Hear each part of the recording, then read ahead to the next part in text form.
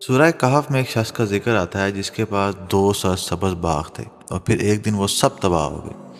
تب وہ افسوس کرتے ہوئے کہتا ہے، کاش میں نے اپنے رب کے ساتھ کسی کو شریک نہ ٹھہرایا ہوتا۔ لیکن سوال یہ ہے کہ اس نے تو کوئی بت نہیں پوجا ہوتا، پھر اس کا شرک کیا تھا؟ اصل میں شرک صرف بت کو سجدہ کرنے کا نام نہیں، کبھی کبھی شرک انسان کی سوچ اور نیت میں چھپا ہوتا ہے، جسے شرک خفی کہتے ہیں۔ اس شخص کی کہانی میں 2 بڑی غلطیاں تھیں۔ پہلی غلطی، اس نے اپنے باغات کو دیکھ کر کہا مجھے نہیں لگتا کہ یہ کبھی ختم ہوں گے، یعنی اس نے اسباب کو ہی سب کچھ سمجھ لیا اور مسبب الاسباب یعنی اللہ کو نظر انداز کر دیا۔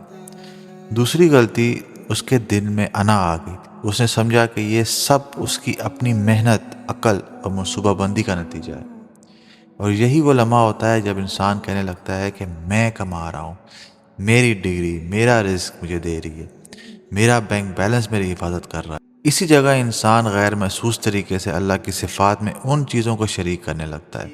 اس بندے کا شرک یہ نہیں تھا کہ اس نے اللہ کو مانا نہیں تھا، اس کا شرک یہ تھا کہ اس نے اللہ کو تو مانا تھا مگر اس نے اللہ کو کافی نہیں مانا تھا۔ جب اس کے باغات ختم ہو گئے تو اسے احساس ہوا کہ اصل سہارا تو صرف اللہ ہی تھا، باقی سب ایک سراب تھا۔ آج ذرا اپنے دل میں جھانک کر دیکھیں، کہیں ہم بھی اسباب پہ اتنا بھروسہ تو نہیں کر رہے کہ مسبب الاسباب کو بھول بیٹھے ہوں؟ کیونکہ یاد رکھیں، شرک صرف بت خانوں میں نہیں ہوتا، کبھی کبھی انسان کے ذہن میں بھی ہوتا ہے۔ السلام علیکم۔